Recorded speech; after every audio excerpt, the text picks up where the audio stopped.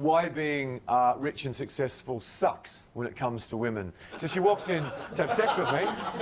She walks in to have sex with me, and then she decides, no, this is my next husband, or at least boyfriend, because of where I was living, and she starts negging me because of my decorating. I used to be a financial advisor. I was in the second biggest company in Australia. I was one of their top advisors, and I'm now a dating coach. And surprise, surprise, because I was a very high-income professional, I tend to attract a lot of guys like me. And I've coached tons of guys with quarter, $500,000, multi-million incomes and high net worths. Most guys, pretty much all guys, are insecure with women because they don't think they're rich and successful or cool or handsome enough. They don't have the right cool job, they don't have the right apartment, they don't have a nice car, they don't have nice clothes, and they just don't think they're attractive to women because they're not one of the Mr. Rights who sort of tick all the boxes like this client does. But the truth is, guys who basically have lots or everything going for them, particularly in terms of wealth and success, their life isn't what you think it's cut out to be. I travelled for quite a period of my life, and I came back to sort of Bondi, which is, you know, a cool cosmopolitan beachside hipster place, which is sort of #1 destination for backpackers who come to Australia. And I was living there, it's a very expensive city, I was living there in just these furnished apartments that cost like $350 a week. And I mean, they were roach infested, the carpets were torn, the furniture was just horrible. Some of the beds I slept in, I ended up sleeping on the ground. It was just, you know, rented apartments, so just crap. But that was one of the most promiscuous parts of my life in my home city. And I did really well, and I had a really tight date plan. And, you know, most of the girls I went on dates with turned into sex, usually on the first or second date. And then a very wealthy client of mine decided to move to Sydney, and said, oh, come on, let's share together. And he goes, you know, I make tons of money, I'd love to live with my dating coach. I'll pay most of the rent. So I end up paying a fraction of the rent on an apartment that would now rent for probably $2,500 to $3,000 a week, which must have some of the best city views in the entire world. It's just stunning. And it was a 3-bedroom apartment with huge bedrooms, high ceilings, you name it. So anyway, for reasons to do with his business and a relationship, he was only there for a couple of months and paid a lot of the rest of my rent, and I was sort of stuck there because of the contract. So I'm stuck on my own in this like pimped out rap god palace with some of the best views you can imagine. And so I just, you know, I was really good at approaching and connecting at this time. So I go out and just line up all these dates. But, you know, I got dates with a whole swag of 9s and 10s. Not one of them came to my bed. I could not close for shit. I just couldn't get any girl to have sex with me. That's not true. I got 2 girls in a long period of time to have sex with me.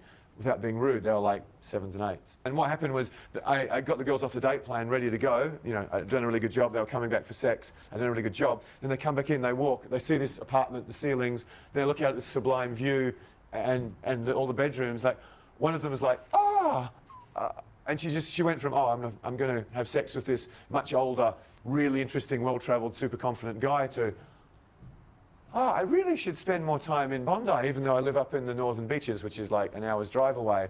Another girl came in and goes, she's all excited for 5 minutes. She's like, I think this was a little neg. She's like, I expected more for you in your decorating. The Chesterfields, they're just so old and boring. I just thought you were a bit more hip and contemporary. So she walks in to have sex with me. She walks in to have sex with me, and then she decides, no, this is my next husband, or at least boyfriend, because of where I was living. And she starts negging me because of my decorating. So what happened, and I'll let this beautiful lady explain, but what happened is she walked in thinking, this guy's fun, exciting, I'm going to have a great time.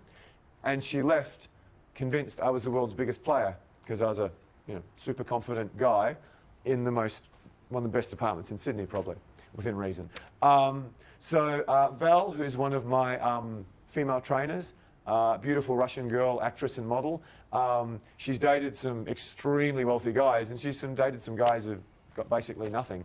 And you shared an anecdote with Yes. a long-term boyfriend who was a... Tell the story. Kickboxer versus multi-millionaires. Yeah, I think I shared the story yesterday with the guys. I was dating the multimillionaire back in Russia. He was like a government person. We had like private jet and everything, and it took him 3 months to have sex with me. And on month 2, he invited me to fly to Florence for shopping or something. And we flew in a private jet, and I saw private jet, and I was like, no way I'm going to sleep with him. Just no way. First because I think he expecting me to jump straight to bed if I see this stuff. So that's mean he can buy everyone. So it's his strategy to show the girl all the wealth and stuff like this. And of course I would say no, because probably all other girls would say, oh, that's so amazing, and jump straight to the bed. So it took him months longer. Actually, if he wouldn't show me this, it would be better. So if he hadn't shown off all his wealth, Yes, everything like this. he would have been in bed Yeah, quicker, is that what you're if saying? we just fly normal plane or something, and yeah, so it would happen in Florence. And it's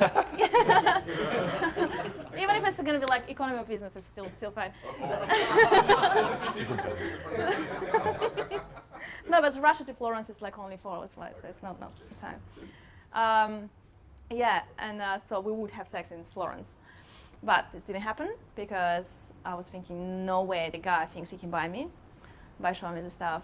And plus, other thing, you start thinking insecure. It's like, how many other girls been there? Is it like everyone saying yes after this, and you feel like kind of, am I good enough and something? Like it just makes you feel like uncomfortable, honestly. And for the time, 3 months, the more stuff I saw, he's showing me, the more I was thinking no, because he thinks he can get any girl so easy to show him the stuff. So I was like thinking, I will keep it as long as I can, because he was so wealthy and rich. Whereas a guy who... Oh, and at the same time, I went to the holidays. I was dating this multimillionaire, and I went for holidays with my mother. And I met my husband. We spent 6 days together. On the 3rd day, we had sex. And I went back to Russia, and I said goodbye to multimillionaire. And I got married very quick, in like 1 month. To the kickboxer, there's nothing, no money, nothing. So the guy with no money, she happily sleeps with on the 3rd date. Yeah. The multi-millionaire who takes private jets to Florence and is connected with the government, which means a lot in Russia. How long do you wait? 2 months? 3 months? He waited 3 months. But he was dating, we were seeing each other every single day. He was really like trying and really like kind of into me and stuff like this, as you know. So the reason I want to share this with you is there's so many guys out there who are convinced they're not the private equity guy who's 6 foot and handsome and has a Ferrari and everything the media and society tells you need. The truth is, if you are one of those guys, it's so hard to get a decent girl, because immediately when those girls walked into my apartment, they're like, player. I'm not opening my legs for this guy for a long time. And a lot of them thought player. Some of them also thought, cool, exciting guy to have sex with. Oh my God, husband. Oh my God, this guy's marriage material. Look where he lives. Look at, he lives here alone. This guy must be loaded. This guy's a provider. So yeah, whatever your situation now, you don't have the money, you don't have the looks, whatever.